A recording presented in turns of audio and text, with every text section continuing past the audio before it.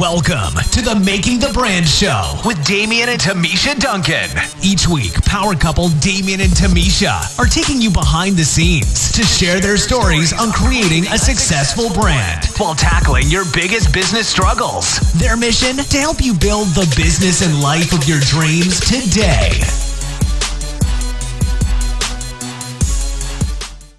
Regan, I want to thank you so much for being a guest on our show. We are super excited to be speaking with you today. We had the honor to be able to connect with Regan. It's been a couple of years now. I don't even feel like it's been that long, but it has been about at least a year, maybe even two. I'm not sure. But I knew that when I met Regan, she was somebody that I definitely wanted to get on this show and make sure that we introduced her to you guys if you don't already know her, which I'm probably sure you do. Regan is a multi-million-dollar brand. She is the CEO and owner of Regan Hillyer International. Regan is from Auckland, right? Is it New Zealand? Okay. So yeah. From New Zealand, Regan has been able to build a $1 million brand in less than a year. I think it was like 8 months or something, like really shocking. So of course, she's definitely somebody that we want to be able to talk to and have her share her experience with us and how she was able to build her empire.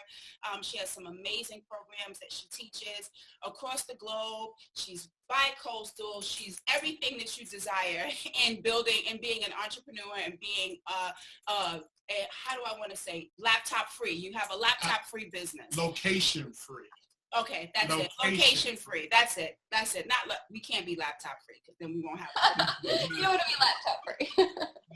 So Regan, I'm not gonna screw up your intro any further. I want you to briefly tell the audience about you and how you got started in your business and what you're working on. Totally. Well, thank you guys for having me here. You guys are such lights, and it's awesome to be on the show. I have a really amazing education company, and I basically help people tap into the gifts that they have inside of them, and I help them pull them out and then monetize them and create a beautiful lifestyle and business where they get to impact the world and how they choose, and of course have all the financial and time freedom success, which goes hand in hand with this. But it didn't start out that way for me. I grew up in Auckland, New Zealand, and I was very much brought up in a traditional path of, go to school and get good grades and follow the system. And I went down that path and went to university, and I was actually studying to be an architect at the time. And although I was good at it and I worked really hard and I got good grades, I always knew deep down inside that there was more, and that I was destined to do something big on the planet, but I had no idea what that was. So I ended up actually Googling. I'm of the age of Dr. Google, right? And so I Googled, how do you quit your 9-to-5 job? Now, I didn't even have a 9-to-5 job, right? But I was trying to get out of it before I was in it. And so I came across an ebook, which led me to my first wealth creation event. And that was very much my first window into personal development, and seeing that there were different strategies available to actually create a life on your terms. And this was a whole new world for me. So that was really the starting point of how it all kicked off. Nice. So just, tapping into that, Regan, what was that defining moment that said, you know what, I don't want to be an architect anymore? What was that turning point that made you just fulfill and pursue your purpose or your God-given talents? Totally. It's such a good question. I was sitting there and Welcome to the Making the Brand Show with Damian and Timeesha Duncan. Each week, power couple Damian and Timeesha are taking you behind the scenes to share their stories on creating a successful brand while tackling your biggest business struggles. Their mission? To help you build the business and life of your dreams today. Regan, I want to thank you so much for being a guest on our show. We are super excited to be speaking with you today. We had the honor to be able to connect with Regan. It's been a couple of years now. I don't even feel like it's been that long, but it has been about at least a year, maybe even two. I'm not sure. But I knew that when I met Regan, she was somebody that I definitely wanted to get on the show and make sure that we introduced her to you guys if you don't already know her, which I'm probably sure you do. Regan is a multi-million-dollar brand. She is the CEO and owner of Regan Hillyer International. Regan is from Auckland, right? Is it New Zealand? Okay. New Zealand, Regan has been able to build a $1 million brand in less than a year. I think it's like 8 months or something, like really shocking. So of course, she's definitely somebody that we want to be able to talk to, and have her share her experience with us, how she's able to build her empire. She has some amazing programs that she teaches across the globe. She's bi-coastal. She's everything that you desire in building and being an entrepreneur and being, how do I want to say, laptop free. You have a laptop free business. Location free. Okay, that's location free. That's it. Look, you can't be laptop free. We won't. You don't need laptop free. So, Regan, I'm not gonna screw up your intro any further. I want you to briefly tell the audience about you and how you got started in your business and what you're working on. Totally. Well, thank you guys for having me. You guys are such lights, and it's awesome to be on the show. So, yeah, I mean, I have a really amazing education company, and I basically help people tap into the gifts that they have inside of them. I help them pull them out and then monetize them and create a beautiful lifestyle and business. They get to impact the world and how they choose, and of course, have all the financial and time freedom and success, which go hand in hand with this. But, it just started out that way for me. I grew up in Auckland, New Zealand, and I was very much brought up in a traditional path of, go to school and get grades and follow the system. And I went down that path and went to university, and I was actually studying to be an architect at the time. And although I was good at it and I worked really hard and I got good grades, I always knew deep down inside that there was more.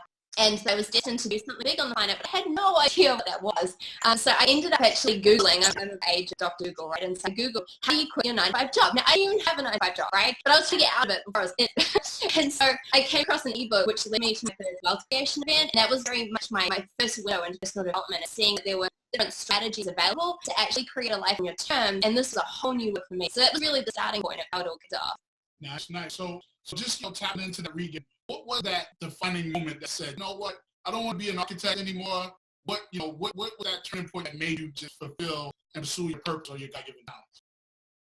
Totally. It's such a good question. I was sitting there in a lecture theatre university, and a new lecturer came in. He was the new guy, and he said he wanted us to do a visualization process. And so I'd never done this ever before in my life, and I was like, oh, cool. And so he got us to close our eyes and, picture our lives as an architect 20 years out from this day, right? And so everyone was lovely sitting there, super inspired by their dreams and visions, and I literally got this sick feeling in my stomach. And I saw my life, and I saw the worst case scenario. I saw myself sitting in the corner of a dark building at like 11 p.m., detailing the corner of a window, hating my life, not earning enough money. And I literally was like, oh my goodness, this is my reality that I'm creating. And I had this moment where my body disconnected from my mind, and I got up and I just ran out of there. And I made a decision in that moment. I made a decision that, you know what, I have to do something different, and I have to figure out why I'm here.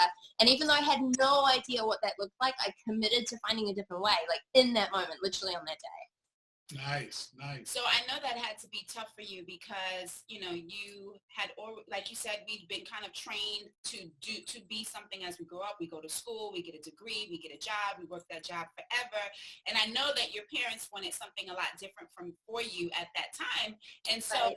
It had to be a scary point in your life to say, okay, I don't want to do this anymore. I know all had those experiences where we know we're supposed to do something because we're supposed to please our parents, or this is what the path they want us to take, but it's not truly what we want. So how did you overcome that? Yeah, it was crazy. I think that was one of my biggest fears. It was letting down my parents and, failing them in their eyes, basically. And I remember actually the day when I ran out of that lecture room, and I called my dad, and I was shaking and I was so scared about it. And to my surprise, he literally supported me, and he said, hey, you know what, I want you to be happy at the end of the day. So if you don't want to do this, don't do it. It's okay. But he did turn around and say, so what are you going to do?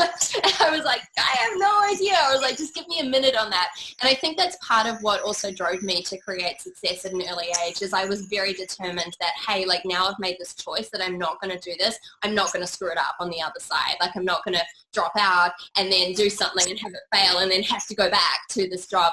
There was no going back. There was no other option. There was no plan B. It was literally I have to figure out a way to make that work. And that's what I chose from the beginning. Definitely. Because, we've always run across people who say, have a plan A and plan B, but they're really working on their plan B, hoping that something opens up for their plan A. So, you made a really great point about that because, we felt the same way. We knew that there was a bigger thing that we had to, this thing or things we had to do in the world. And we decided to just focus on the plan A because the bottom line is people think that they can multitask and do two things at a time, but you have to make a decision. You can't serve two masters. And so, thank you for sharing that. Yeah. No, I love that. I love that. And I think a lot of people are always talking about their vision and their dream and their perfect plan A and everything like that, right? But what's interesting is that more often than not, people don't get what they dream about, but they do get in life what they choose to tolerate. And so I'm always looking at, okay, great, like what is this big vision and this dream, but also where is my level of tolerance? Like what's the lowest tolerance that I have currently in my life and my business? And I think that was just where I was at. I was like, I'm not tolerating anything other than creating my own reality. I'm not tolerating a job. I'm not tolerating struggling financially. Like I'm not available to that. And the minute that I made that decision internally, the world, of course, then starts to reflect that around you. But I feel like so many people you're right, they're sitting on the edge with it, right? And they're sitting there going, well, you know what, I'll just kind of tolerate this over here and hopefully this will work out. That you've got to go all in. So how did you get to that transition? Because I think people would love to know how you made that, how did you come to that conclusion? Because you did say that you knew you did not want to be an architect, but you also didn't know what you do. So what was that shift that led you to doing what you're doing now, and not only doing something that you love, but being able to monetize it? So I want to kind of go there for a second. So to the point where you finally realized what your passion and your purpose really was.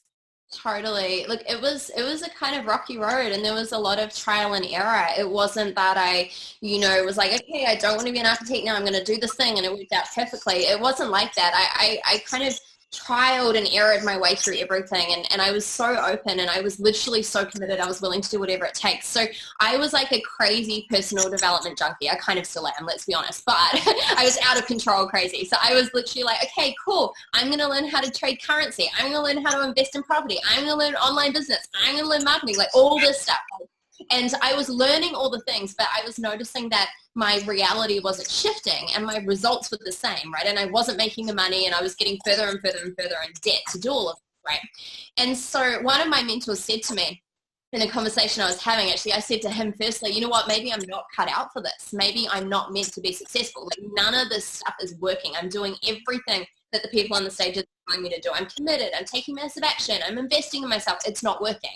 And he turned around and he's like, Regan, you've got it all backwards. He's like, literally, you're so focused on strategies. You're so focused on trying to join the dots. You're so focused on trying to make things work and push it together and control it. He said, how much work are you doing on yourself and actually realigning yourself to be successful from the inside out? And in my mind, like, then was like, what do you even mean by that? Like, I have no idea what you're talking about. And he's like, well, exactly. And so that kind of threw me down a different side of personal development around looking at, okay, cool. What does it look like to work on my own energy, my identity, my mindset? I started digging into NLP and hypnosis. And that's when everything started to shift, right? My life started changing. I started seeing results. Everything started flowing. And so people were watching my journey, right? Because I was very boldly saying, I'm not going to be an architect. People were watching me. And so they started seeing the transition, and they started coming to me and saying, Regan, how have you done this? How have you done that? Like, I've been watching you over the last few years. Like, how are you now here? And I started just telling them. I was like, well, stop doing this, start doing this, do this every morning, don't do this thing. Like, I started giving them this advice, right? And the coolest thing happened, guys. People came back to me and they started thanking me, and they started saying, Regan, thank you so much for that thing you told me. It's completely changed my life. Regan, I started doing that thing you said. Like, I'm now here and doing this. And that was the very first moment that I felt a sense of purpose. And I actually felt, oh my goodness, that feels so good to help those people in that way. And that's when things really clicked and I got it. And that's when I then transitioned into the coaching world. I did not set out to be a coach. I did not go, I'm going to be a life coach and do a certification. It was such a weird organic process, but it was that feeling of purpose that kind of led me down that path. Thank you for sharing that, because you talked about so many different things. So basically you was a serial entrepreneur. And basically what I'm hearing you saying that the climax to all of this was helping people get unstuck. And we have so much similar passions, because everything that we do always was encompassed around us helping someone get unstuck. But it always circled back to their personal development, the self-limiting doubts that were put upon them, as we call the hand-me-down furniture from generations before them. Putting all of these things, go to school, get a good job, and really taking away their self-expression, taking away their power. And, it's just great to know that you were able to do that, through the process of not overthinking and actually just doing. So, for the listeners, we encourage you, if you have that burning desire, there is something in you that has to get out. Stop looking for perfection. Operate in imperfection. Remember, success loves speed. So you have to get out there and just do it. Just do the damn thing. Totally, do the damn thing. And it's such a good point around, helping other people. And obviously we've all heard that quote, if you help enough people get what you want, you'll get everything that you want in your life, right? And it really was that.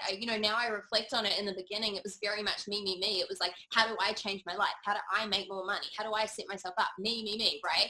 And then the moment that I flipped and I was like, you know what? Yeah, this feels good. People ask me, I'll help them. The moment I shifted my focus outside of myself to actually helping people with no expectation of return, by the way. I wasn't charging for this advice. I wasn't setting them up on a coaching thing. I was literally just like, yeah, I'll help you do this. This is what worked for me. And I started giving. That's when it all started pouring back. Yeah, awesome. Because the bottom line is, for the listeners who want to be entrepreneurs, people buy for happiness. They buy into happiness, results, or, by earning back their time.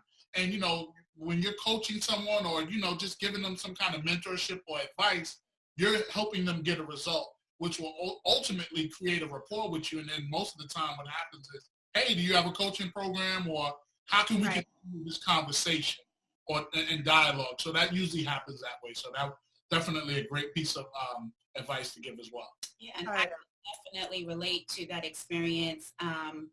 In fact, in the mastermind that we were a part of, it became more present to me that, in fact, I was called out on it, that, I'm so focused on the strategy that I don't even realize that I needed more of a personal development. I needed to focus more on mindset and personal development. And even when it was said to me, I was like, oh, please, you don't know what you're talking about. But I realized the shift for myself when I stopped focusing on the same things that you mentioned about, how could I make more money? How could I do this? How could I do that? And now really focus on what I can give and focus more on the giving versus what I need to receive. If you give, then the universe is going to give to you. Absolutely. So I'm so glad that you mentioned that, because I think that as entrepreneurs, we get stuck in the zone of doing, and we don't focus and give enough time to developing the person within. And also, we talk about, you get caught up into working in the business, and they say, well, you need to, have a team and different things and systems in place to work on the business. But one of the biggest things that they're leaving out is you have to work on yourself. Right. And so many people are living in the past and don't realize that their past is holding their future hostage. So one of the things in your personal development journey is to find out those blind spots that are stopping you from pushing forward in your life and giving your gift to the people that solely need you in the world today. Totally. And I think the key is to really see your business as an extension of you. They're not separate things. They're not part of you. And I think when you see that link, it's like, oh, well, of course I would work on myself because that is my business. And that's the fastest way to get there ultimately. So let's talk about that. So you started to realize, the passion started to come out, the shift started to happen once you focused on giving and helping yourself first, and then people observing that and wanting a piece of that, and how can they get the same results as you. So now you start to realize, okay, I've got something here. I enjoy doing this. I'm doing it for free. How do you monetize that? So how did you transition from doing this for free to then saying, okay, wait a minute, I need to start charging for this? Right. Totally. So I made a decision, right? And it was based off purpose and helping people. And I was like, you know what? This feels so good. I'm going to put together my very first coaching package, and I'm so excited about this. And so I have to share this with you guys, because I think a lot of people can see my stuff where I'm at now, and they're like, oh, wow, but they don't hear where it started. And I think this is so critically important. So for example, to work with me now, it's an investment of $1 million a year, right? If you work with me privately and hire me. I want to let you guys know it was nearly 10 years ago, my very first coaching package, which was a 12-week one-on-one coaching package where I called them once a week for sometimes 2.5 hours. Like those calls went on forever, right? Wow. I charged $300 for that package. $300 for 12 weeks. Now, if you do the maths on that per hour, that's slave labor, right? But that also shows how passionate about how you were about getting people results, even though it might not have been Not the best. $300. It might not have been the best business decision at the time, but Right. you were still delivering that result to that person. So Totally. And it also shows where I was around money and my value. And I think it's just important to know that, you don't have to start there, but that's where I started. That for me, that was like, whoa, someone is about to give me $300 in order for me to be on the phone with them. Like, that is huge. Like, I was literally, people always ask me like, what's your, favorite deal you've closed in business? I'm like, that was it, literally. Yeah. I had another question. So, we definitely connected when we met, Regan, and, transformation and personal development, that's our thing. What do you say to those people like us who are mindset coaches, transformational coaches, whatever you want to call it? There is a very thin line with that transformational speaker, transformational coach thing. What do you say to people who say, how do I find the people who need this? Because people are not coming to you saying, hey, I need transformation, I need mindset coaching. What do you say to that person that's going out looking for those type of people? Totally. So I say it always starts with them every single time. Their business is a reflection of them. Their clients are a reflection. And how many clients they have and how rapidly those clients turn up is all a reflection. So I'm always with someone like that going to look at, okay, so how are you currently showing up in the world? How are you tapping in and sharing your gifts? How are you speaking to these people? And really understanding that tribe building is an authentic magnetic process. You can follow all the secret marketing strategies of online marketing and all this kind of stuff, and it's going to get you to some point. But if you really want to tap into an overflow of an elevation of clients coming in that are your soulmate clients, that are so in love with you, that literally come to you and say, please, how can I hire you? Like, if you want to get to that place, you need to understand who you're calling in, and you need to speak to them from an emotional, connected level in an authentic way through your message. And you need to do this by speaking to their dreams and their desires. And you need to understand what keeps them up at night, staring at the ceiling. You need to really connect with them in these places. What are their big visions? What are they so super scared of? Like, the minute you can talk to that, someone's going to be like, I don't know how you understand me, but you're talking directly to me right now and you get it, so I need you in my life. Right? So it's such an internal emotional process rather than a secret strategy that is really outside of yourself.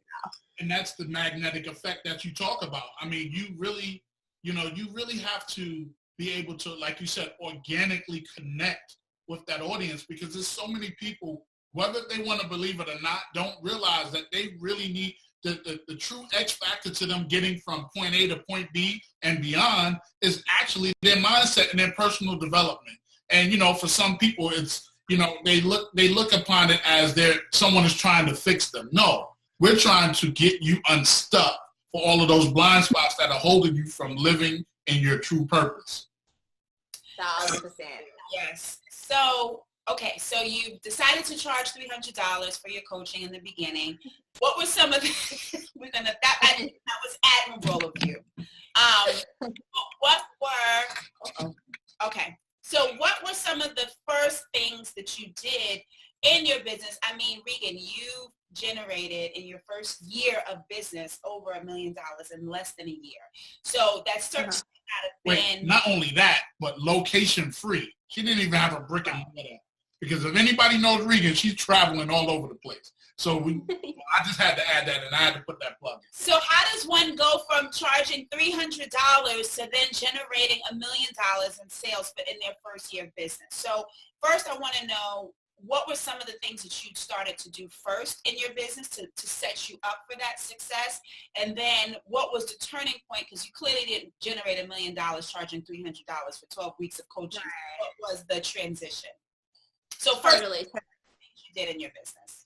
Yeah, so firstly, there's a little bit of a gap here, which I just want to clarify for everyone listening. So when I was charging the $300, that was an offline business. That was my very first business. That did not do $1 million in the first year. Then I grew that up eventually over time. I ended up shutting that business down because it was slightly out of alignment, walking away from it. And then I launched my online brand, right? Now, I was starting from scratch in the sense that I didn't have clients that I brought over. I knew nothing about online business. I had a personal Facebook page with a couple of hundred people. Like, that was it, right? So I was very much starting from the beginning. But if we look at the online business and what I did there, it was really interesting. You know, I made a few commitments to myself, and I originally chose to go online because I wanted to impact more people, and I wanted to do it from anywhere in the world. So that's why I made that decision. And then from this place, I made a decision where I thought, okay, cool. What was it about the old coaching business that didn't feel good, that wasn't in alignment? And I realized that I wasn't being truly me. I wasn't showing up authentically. I was kind of hiding behind the brand. I almost didn't want people to know I was behind it. I was super scared of being seen. And so I made a decision that I was going to show up and I was going to share my message and my truth and what was deep inside of me. And I was going to do that from an authentic place to really, really